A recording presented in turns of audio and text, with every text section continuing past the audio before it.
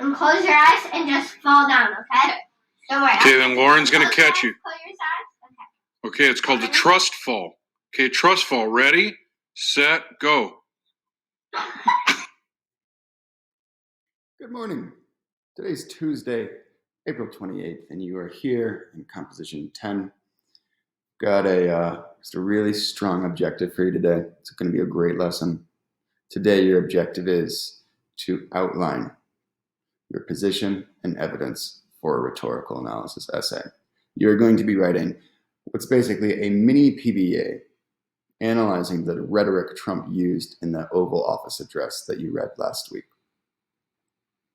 For a do now, you're going to want to have open your 6.5 outline document that I included in today's assignment. You're also going to want your annotated copy of Trump's Oval Office address. That's your document from last class where you annotated finding specific rhetorical devices that Trump used in that speech. If you have those documents, let us jump in.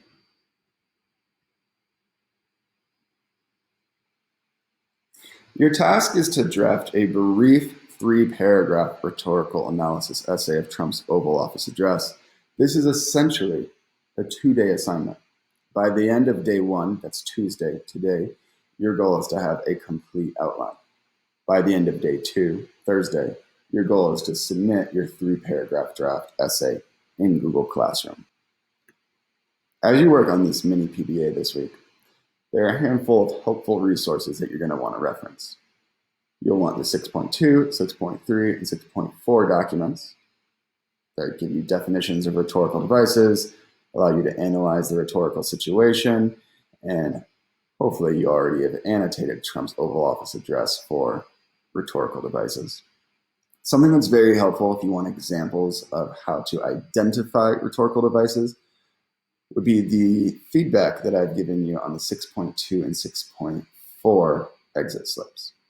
But there's also some bonus content here for you. That's right. Just for you, I've included my own annotated text for your reference. If you check this document out, it's pretty good.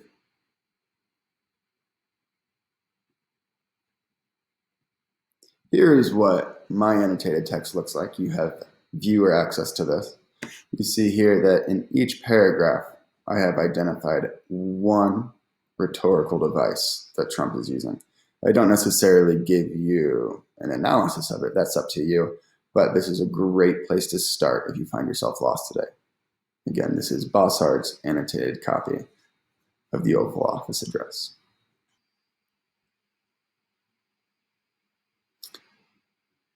All right, let's jump into the outline document.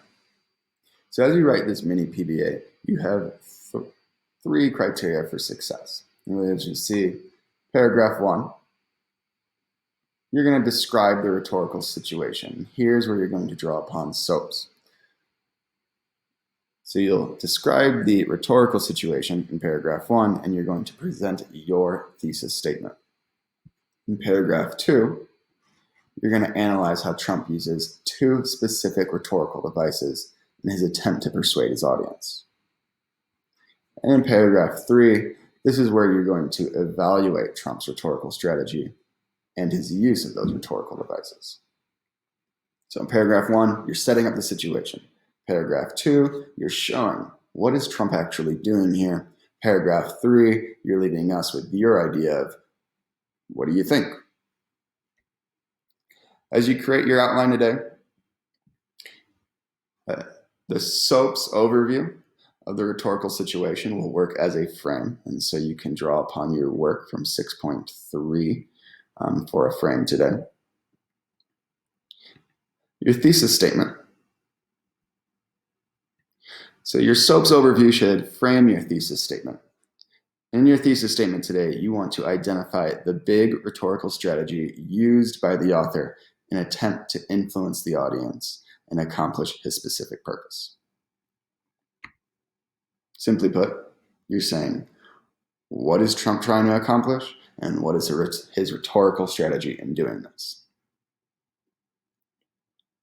You scroll to the second page. and you outline your one body paragraph. The assertion for your one body paragraph will be to identify two specific rhetorical devices Trump used to persuade the audience. Then you'll have two evidence chunks. So when you're choosing your evidence, you want to identify what part of the speech you're going to pull your evidence from and what's being talked about there. And then you cite it by providing the paragraph number and its most important narrow evidence. That should be quoted evidence here. So we have two evidence chunks you're doing. When you're analyzing it, you'll zoom in and you'll zoom out. When you zoom in, you're unpacking the device, you're unpacking the strategy. How does this strategy usually work? Show that you know what this strategy is. Then, how does this strategy work in this specific example? Dig into the text itself.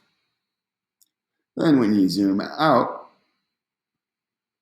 you want to connect that device to an appeal and to the audience. Ask yourself, why did the author use this strategy on this audience? Do not just say Trump is trying to get their point across. Be specific. Then, how did the strategy actually make the specific audience feel, respond, or act? Here you're trying to get in the audience's head. And so on the third page, you have your second evidence chunk, the second evidence chunk. This is where you're going to identify a second rhetorical device. And then on the third paragraph, you'll be outlining your conclusion. Again, remind your reader in your conclusion, you want to remind your reader of Trump's rhetorical strategy. Then you want to actually evaluate Trump's rhetorical strategy. What do you think about how he used those rhetorical devices? And then finish off with a strong final thought.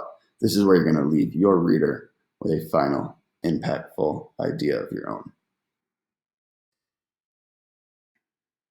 Oh, that's going to wrap up today's video. If you have questions, feel free to email me or pop into office hours today at 2:45. Remember, your goal in the outline is you really just need to have your thesis, assertion, and two evidence selections ready so that on Thursday you can draft your full mini PBA. If you want to work ahead, feel free to do so. And stop by to office hours. Have a great day.